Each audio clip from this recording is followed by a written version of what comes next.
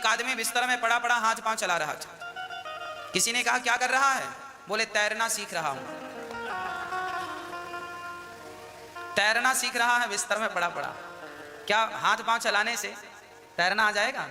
अरे तैरने के लिए पानी में उतरना पड़ेगा, बिना पानी में उतरे आपको तैरना नहीं आ सकता। इसी तरह जब तक आप अपने लक्ष्य की ओर नहीं बढ़ेंगे तब तक सफलता कभी नहीं प्राप्त हो सकती। जीवन में वह लोग परेशान हैं जो केवल चिंता कर रहे हैं, इसलिए चिंता नहीं चिंतन कीजिए। अपने लक्ष्य की ओर मन लगाकर बढ़िए, ना यहां देखिए ना वहां देखिए, सीधा अपने लक्ष्य की ओर बढ़ते जाइए। आप अपने बच्चों को भी आशावादी बनाइए, जो कि निराशावादी हो चुके हैं, निराशा को प्राप्त हो चुके हैं। उन बच्चों के अंदर भी जरा आशा की एक किरण जगाइए, एक आशा का दिया जलाइए। हो सकता है बेटा 99 बार यदि मैं असफल हो जाऊं तो भी मुझे सफलता का प्रयास नहीं छोड़ना चाहिए। हो सकता है 100वीं बार मैं सफल हो जाऊं, हो सकता है, प्रयास करूं। प्रयास करने में नुकसान क्या है? एक व्यक्ति एक बड़ी सी चट्टान तोड़ रहा था। उसने 1 2 3 4 हथौड़े मारने शुरू किए, बढ़िया ताकत से मारता मारता, पर चट्टान है कि टस की मस नहीं हुई, रत्ती भर भी फर्क नहीं पड़ा। उस व्यक्ति ने लगभग 5 घंटे तक घन पटका, पटकता गया, हार गया, हथौड़े को वहीं रखा और जाने लगा। उसी समय एक महात्मा वहां से निकले। महात्मा ने कहा बेटा क्या हुआ, क्या हुआ? महाराज 5 घंटे से इस चट्टान को तोड़ रहा हूं, कोई सफलता नहीं, थक गया हूं। महात्मा जी बोले थक गया है तो जरा आराम कर, फिर उठ उसे तोड़ ना। 5 घंटे तोड़कर अब टूटेगी नहीं। महात्मा बोला ला। महात्मा जी ने उठाया हथौड़ा और एक चोट मारी, एक चोट में टूट गई।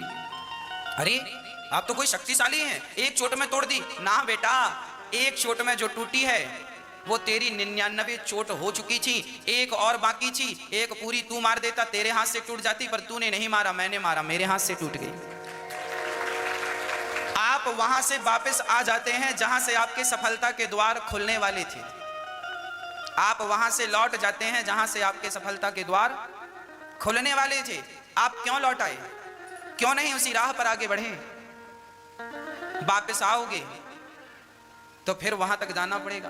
मैं बहुत पहले पढ़ा था कि वापस लौटने से अच्छा है आगे बढ़ते रहो, क्योंकि वापस लौटने में एक तो समय वहां तक जाने में लगा। यदि आप आधा किलोमीटर चले गए हैं, आधा किलोमीटर चलने में आपको माना कि 10 मिनट लगा, तो 10 मिनट आपका जाने में लगा और आप वहां से हार कर लौटोगे तो 10 मिनट 20 मिनट ये बर्बाद होंगे, प्लस आपका जो 1 किलोमीटर आप गए फिर एक वापस आए 2 किलोमीटर, आधा किलोमीटर के और आधा वापस आए तो 1 किलोमीटर। ये वापसी का चक्कर ना करके आगे बढ़ो, हो सकता है वहां आपका लक्ष्य हो सकता है आपकी मंजिल आपको मिल जाए। इसलिए जीवन में ना हारना सीखो ना वापसी सीखो, जीवन में सिर्फ लक्ष्य को बनाकर आगे बढ़ना सीखो। बस यही सूत्र है जीवन में सफल होने के। बस यही सिखाती भागवत जी, हमें आशावादी बनाती हैं। इसलिए अपने बच्चों को भागवत सुनवाया करो। आज की युवा पीढ़ी जब भागवत सुनेगी, इस प्रकार का ज्ञान मिलेगा तो उसके जीवन में भी आशा की किरण जगेगी। आज हम देखते हैं नौजवान बच्चे उदास हैं, नौकरी नहीं मिल रही है, पढ़ाई पूरी की है, जॉब नहीं मिल रहा है, बड़ी तंगी है, परेशान है, खर्चे भी नहीं निकल रहे हैं, दाल रोटी की व्यवस्था भी डगमगा गई है। क्या करें? पढ़ाई लिखाई बहुत है, डिग्रियां लिए घूम रहा है, पर 10,000 की नौकरी मिलना भी कठिन है। सारी डिग्रियां हैं, सारी योग्यता है, पर 10,000 की नौकरी भी बड़ी मुश्किल से मिल रही है। कारण क्या है? आप नौकरियों के पीछे भाग रहे हैं, यही कारण है। क्यों भाग रहे हैं? पढ़े लिखे हैं, समझदार हैं, नौकरियों के पीछे मत भागिए, बल्कि नौकरियां प्रकट हों ऐसा प्रयास कीजिए। इतना सफल बनाइए अपने आप को कि आप नौकरियां दे सकें। अब आप कहेंगे महाराज जी क्या करें हम, बहुत काम है। तुम्हारा पड़ोसी मुल्क क्या कर रहा है? चाइना। चाइना क्या करता है? सारा काम करता है। आपके घर में 10 चीजों में 5 चीजें चाइना की हैं, हाँ या ना? वो करता है। चाइना का सामान भारत में धड़ल्ले से बिकता है, लोग खरीदते हैं। तुम क्यों नहीं अपने आप को इतना डेवलप करते? क्यों नहीं अपनी बुद्धि को विकसित करते कि आपका सामान चाइना खरीदे? क्यों नहीं अपने आप को इतना श्रेष्ठ बनाते? कब तक दूसरों के टुकड़ों पे पलते रहोगे? कब अपना शिकार करना सीखोगे? याद रखना, जंगल में एक शेर था। वो शेर इतना आलसी था कि वो कभी शिकार नहीं करता था। उसे जहां मिल जाता, किसी और ने शिकार किया होता तो थोड़ा बहुत मांस मिल जाता, जाके खाता। एक दिन बहुत दिनों बाद उसकी माँ उसे मिल गई। पूछा, बेटा कैसे हो? शेर ने कहा, माँ ने कहा, बेटा तू बड़ा कमजोर है, खाता पीता नहीं है क्या? क्या करूं माँ, मेरे से शिकार नहीं होता। शिकार के लिए ना बड़ा भागना पड़ता है, दौड़ना पड़ता है। हिरन बहुत तेज भागता है उसके पीछे, और वो चकमा भी देता है, यूं यूं भागता है। और शेर को उसको पकड़ना बड़ा कठिन होता, कोई सरल काम नहीं है। दौड़ते हुए हिरन को पकड़ना सरल नहीं है। शेर के लिए सबसे बड़ी चुनौती होती है कि दौड़ते हुए हिरन को पकड़ना। तो वो ऐसा आलसी था कि वो जो मांस गीदड़ लोग कभी मार देते किसी को, तो वो पड़ा हुआ मांस, सड़ा हुआ मांस खाता। बड़ा दुबला था। माँ ने कहा, क्या हुआ?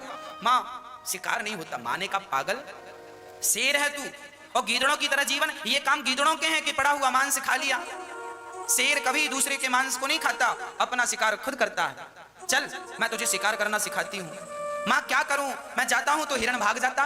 माँ ने कहा, तुझसे शिकार करना नहीं आता, चल मैं ट्रेनिंग देती हूँ, मेरे पीछे रहना। हाँ, बहुत सारे हिरन चल रहे थे, घास बड़ी बड़ी थी। शेरनी पांवों को मोड़कर धीरे धीरे खिसक रही थी घास में। देखिए जानवर है, पर पेट भरने की कला वो भी जानती है ना। एक इंसान ऐसा है, तुम भी केवल पेट ही भरते रहे तो तुम भी जानवरों से कम नहीं हो। भगवान ने मनुष्य इसलिए बनाया है कि अपना पेट तो भरो, साथ में औरों का पेट भरने का कार्य करो। इसलिए भगवान ने तुम्हें अलग बनाया। नहीं, शेरनी भी पेट भरती है। शेरनी दबे पांव जा रही है, धीरे धीरे धीरे झाड़ियों को काटती हुई। शेर बोला, माँ ये घिसट क्यों रही हो? पांव तो है। पागल, पांव है, उपयोग पांव का करेंगे। अभी पांव का उपयोग करने की घिसटना, घिसट तू भी आ पीछे पीछे। ऐसे घिसट घिसट के जब बिल्कुल पास पहुंच गई हिरन के, तो तुरंत शेरनी ने खड़े होकर जो झपट्टा मारा, गर्दन दबोची, कहा, चल अब ये खा, और अब इसी तरीके से तुझे भी शिकार करना है। देखो, यही स्थिति आज के युवा वर्ग की है। तुम एक्चुअली हो शेर, पर तुम आलसी होने के कारण तुम शिकार करना भूल गए हो। तुम पड़े हुए मांस को खाने के आदी हो गए हो। अर्थात भाई 10,000 की नौकरी मिल जाए, ज्यादा हाथ पांव चलाना नहीं पड़ेगा, एक काम करना है, कुर्सी में जाके बैठे काम करते रहो करते रहो। 10,000 मिल जाएंगे, 20,000 मिल जाएंगे, 25,000 मिल जाएंगे, 50,000 की नौकरी आ गई, 50,000 की नौकरी आ गई, बढ़िया चल रहा है। सिंपल काम, पड़ा हुआ जंगल का मांस गया, खाया, पड़ा रहा। तुम शेर हो। तुम नौकरियों के पीछे घूमना बंद करो और नौकरियां पैदा करो। आपके घर में आपके द्वारा ऐसी फैक्ट्री हो, आपके द्वारा ऐसा काम हो कि 100 लोग, 50 लोग, 200 लोग, 500 लोग आपके घर काम करते हो और आप उन्हें सैलरी देते हो 25,000, 50,000, लाख रुपए के लोग रखो घर में। जब तक सोच बड़ी नहीं करोगे तब तक काम बड़ा नहीं कर पाओगे। काम बड़ा करने के लिए सोच बड़ी करनी पड़ती है। कहो, काम बड़ा करने के लिए क्या बड़ी करनी पड़ती है? सोच को बड़ी करो। आजकल के लोग सोच बड़ी नहीं रखते, बस 10,000 की नौकरी। तुमने सोच, टारगेट ही तुम्हारा 10,000 है तो 12,000 मिलेंगे कहां से? महाराज जी 50,000 की नौकरी मिल जाए, जब टारगेट ही तुम्हारा 50,000 है तो 60,000 मिलेंगे कहां से? तुम 10 लाख का लक्ष्य क्यों नहीं बनाते? हमें 10 लाख रुपए महीने कमाना है, हमें 20 लाख रुपए महीने कमाना है, हमें 1 करोड़ रुपए महीने, 1 करोड़ का लक्ष्य क्यों नहीं बनाते? 10,000 भैया, 10,000 की नौकरी दे दो। अंदर अकर्मण्यता भरी है। कह दो अपने बच्चों को आलस्य त्याग दें, प्रमाद त्याग दें और अपना लक्ष्य निर्धारित करके आगे बढ़ें। अब आप कहेंगे महाराज जी व्यापार करने के लिए पैसा तो चाहिए। अरे भाई, बिना पैसों के भी व्यापार हो सकता है, बिना पैसों के भी कारोबार खड़ा हो सकता है। जरूरी नहीं है कि बहुत बड़ा आदमी बहुत बड़े पैसे से अपना काम शुरू करे, छोटे से पैसे से काम शुरू हो सकता है। नीति और नीयत अच्छी होनी चाहिए। मैंने बहुत पहले आपको एक दृष्टांत सुनाया था। एक व्यक्ति ने, उसके पास 1 भी रुपए नहीं था और उसने अपना कारोबार, देखिए करने वाला क्या कर सकता है, एक उदाहरण देके बात पूरी करूंगा ताकि आपकी समझ में आ जाए। और ना करने, बाप 1 करोड़ रुपए देना तो लायक बेटा ना हो तो 1 करोड़ भी बिगाड़ देता है, और लायक बेटा हो तो 10 रुपए देगा बाप तो 10 रुपए से 10 लाख और 10 लाख से 10 करोड़ बनाने में देर नहीं लगाता। लायक है तो 10 रुपए से 10 करोड़ हो सकता है, और ना लायक है तो 10 करोड़ से 10 रुपए भी नहीं बचेंगे। एक आदमी था, उसके दोनों हाथ खाली थे, 1 रुपए नहीं था, पर उसके मन में आया कि मुझे बहुत बड़ा आदमी बनना है, बहुत पैसा कमाना है। उसने क्या किया? उसने बिना पैसों का काम शुरू कर दिया। क्या?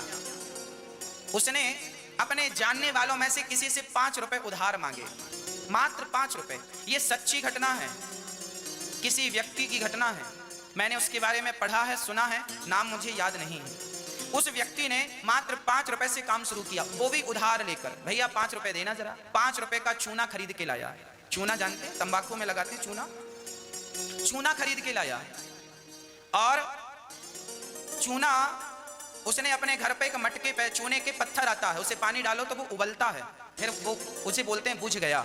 उसके बाद उसे पॉकेट में भरा और 5 रुपए के चूने के उसने 50 पैकेट बनाए छोटे छोटे, और दुकानों में जाके 1-1 रुपए का दिया।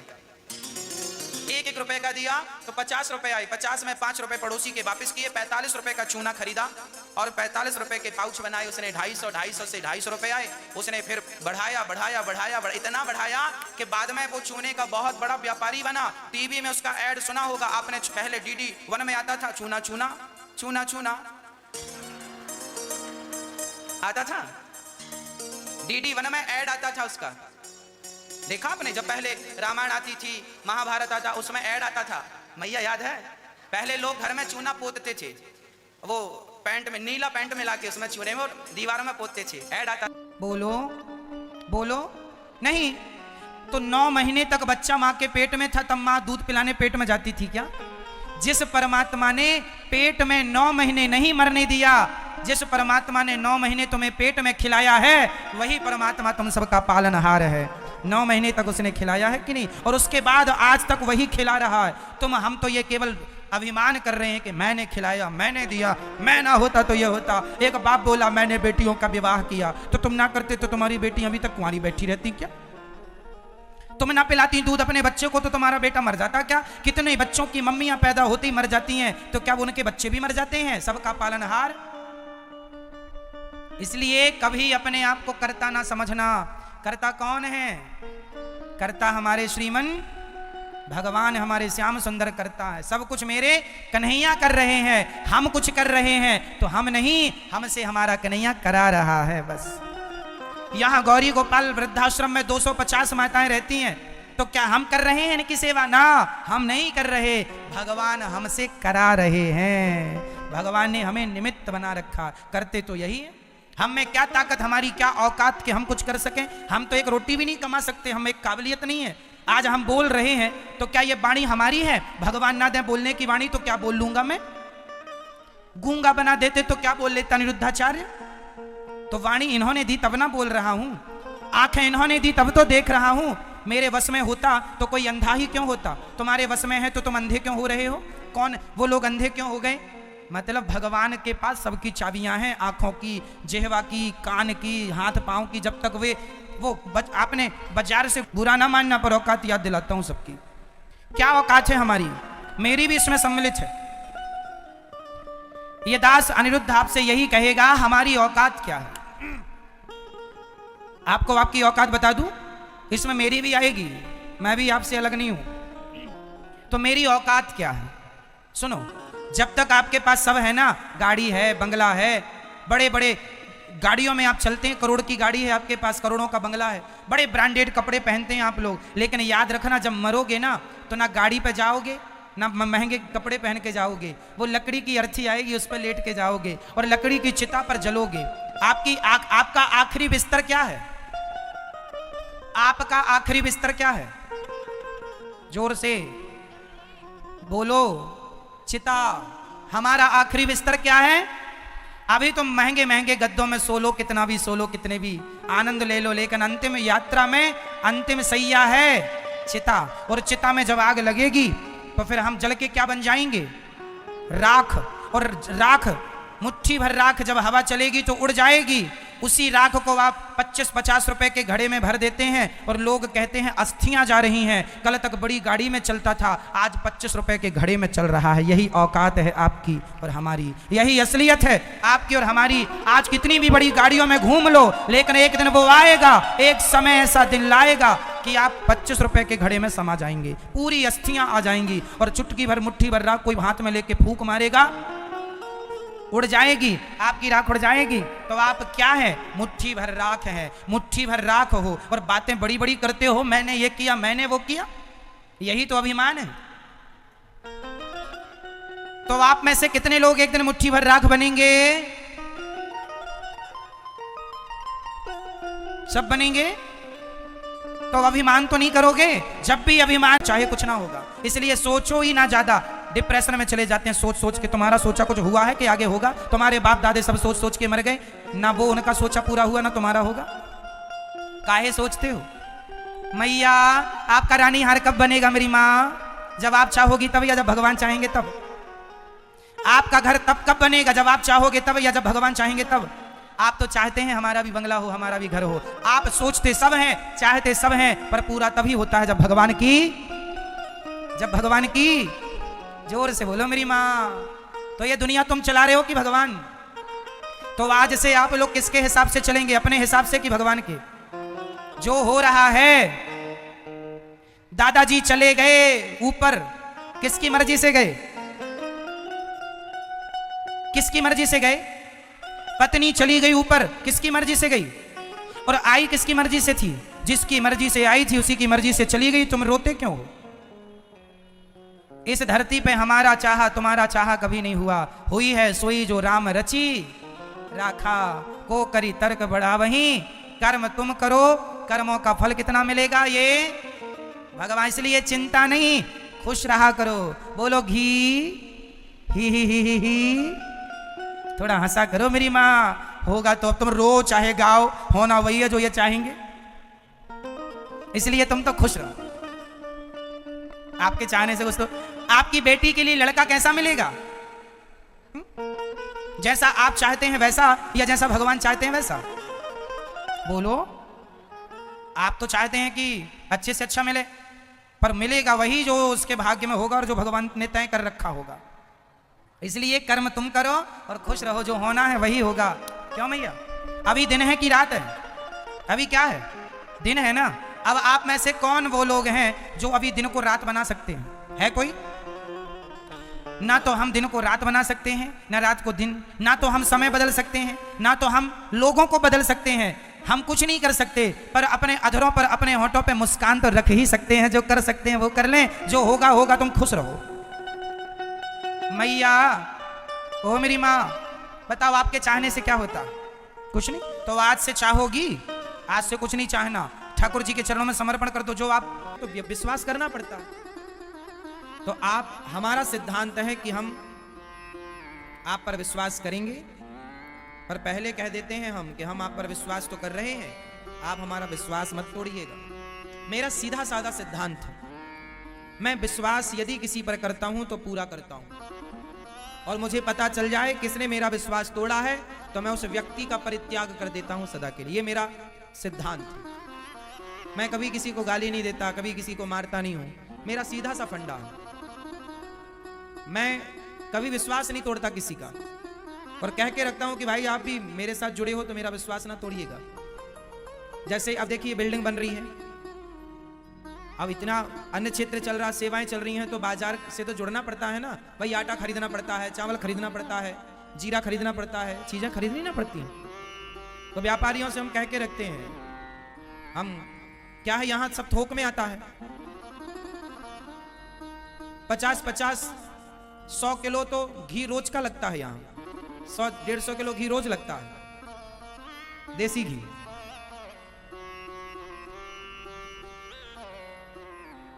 यहां पर 50 कुंटल तो चावल आटा, 100 कुंटल आटा चावल का रोज का खर्चा है। ये 50-100 कुंटल चावल रोज लगता है, आटा रोज लगता है इतना, दालें 5-10 कुंटल रोज लग जाती हैं। अब बड़े पैमाने पे खर्चे हैं। 30,000 लोग भोजन प्रसाद पा रहे हैं, कोई भी आए सबके लिए तो खर्चे तो हैं। तो व्यापारियों से चीजें लेनी पड़ती है ना। तो कुछ लोग क्या करते हैं, बेईमानी कर लेते हैं। क्वालिटी ये सेट करते हैं कि भाई ये चीजें देना,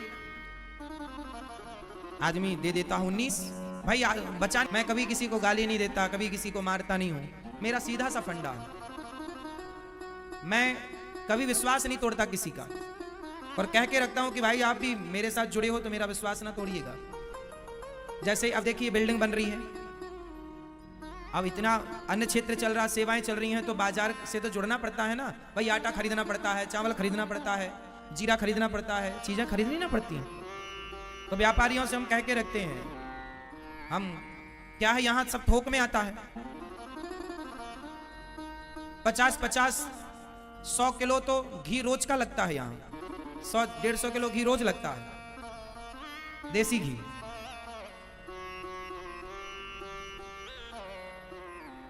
यहां पर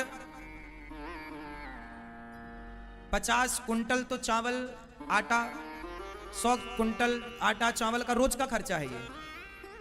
50-100 कुंटल चावल रोज लगता है, आटा रोज लगता है इतना, दालें 5-10 कुंटल रोज लग जाती हैं। अब बड़े पैमाने पे खर्चे हैं, 30,000 लोग भोजन प्रसाद पा रहे हैं, कोई भी आए सबके लिए तो खर्चे तो हैं। तो अब व्यापारियों से चीजें लेनी पड़ती है ना। तो कुछ लोग क्या करते हैं, बेईमानी कर लेते हैं, क्वालिटी ये सेट करते हैं कि भाई ये चीज है देना। आदमी दे देता हूं 19, भाई बचाने वाले 1 रुपए भी बचा लेते हैं कि 1 किलो में यदि 25 पैसा भी बच गया तो थोक में बहुत लंबा हो जाता है काम। तो बड़ा व्यापार तो 10-5 पैसे में हो जाता है।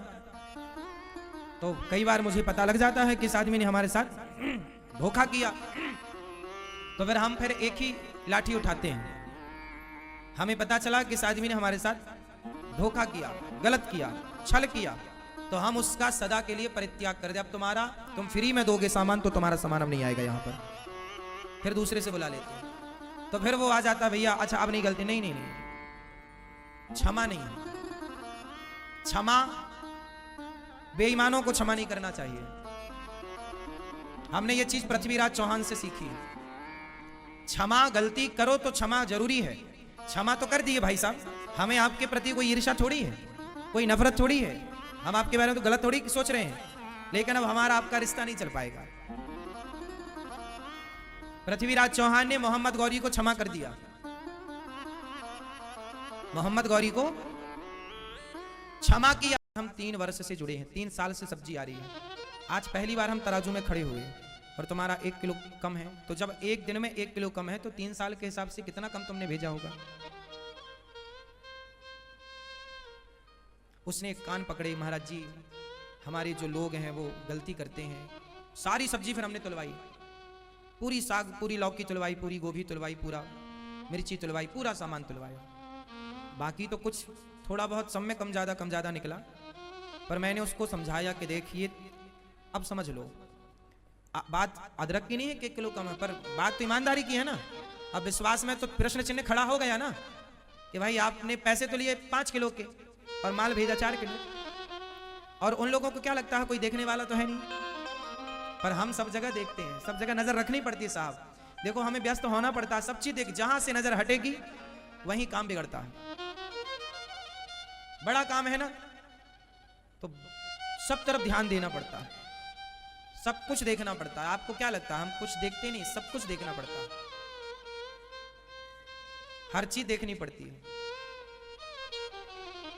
बारीक चीजें, छोटी चीजें, वॉशरूम साफ हुआ कि नहीं ये तक देखना पड़ता है, क्योंकि आपने जिसे काम दिया है वो प्रॉपर काम कर रहा है कि नहीं, उसे भी तो देखने के लिए एक व्यक्ति रखा है, पर जिसे रखा है वो तो लापरवाही नहीं कर रहा है, इसलिए उसके काम को चेक करने के लिए सब चीज देखनी पड़ती है कि आपको हमने जिस काम के लिए रखा वो काम आप प्रॉपर तरीके से कर रहे हैं कि नहीं। सब चीजों का मैनेजर है, लेकिन सब मैनेजर को भी तो चेक करना पड़ता है कि वो प्रॉपर कर रहा है कि नहीं, करा रहा है कि नहीं। इसलिए अब उसकी चोरी पकड़ी गई 1 किलो की। अब वो बोला कि नहीं महाराज जी गलती हो गई, उसने स्वीकार कर लिया, अच्छा गलती हुई है। मैंने कहा सालों से काम हो रहा है, तुमने कितनी बार गलती की होगी। और फिर जिसके माध्यम से आ रहा मैंने उनको भी बोला, या तो फिर आपकी मिली भगत है इसमें, ये पैसा जो 1 किलो का है या तुम लोग 50-50 बांट रहे हो। भ्रष्टाचार तो यही है ना, यही तो भ्रष्टाचार है। समझाया, पर मैंने उसे एक मौका और दिया। मैंने कहा तेरे से 7 सालों से जुड़े हैं, अब की बार यदि पकड़ा गया एक आधा 250 ग्राम भी कम तो फिर तेरी सदा के लिए छुट्टी। तो मैंने एक मौका उसे दिया भी। क्यों देना सही है गलत है? देना तो नहीं चाहिए, सिद्धांत तो कहता मौका नहीं देना चाहिए, गलती मतलब गलती। लेकिन फिर भी बाकी सब्जियां बराबर थी, सिर्फ अदरक में कमी थी, बाकी सब तौला तो सब ठीक था लगभग, थोड़ा बहुत 19-20। इसलिए फिर उसे मौका दिया गया, पर गलती प्रश्न चिन्ह लग गया उसके विश्वास पर। अगली बार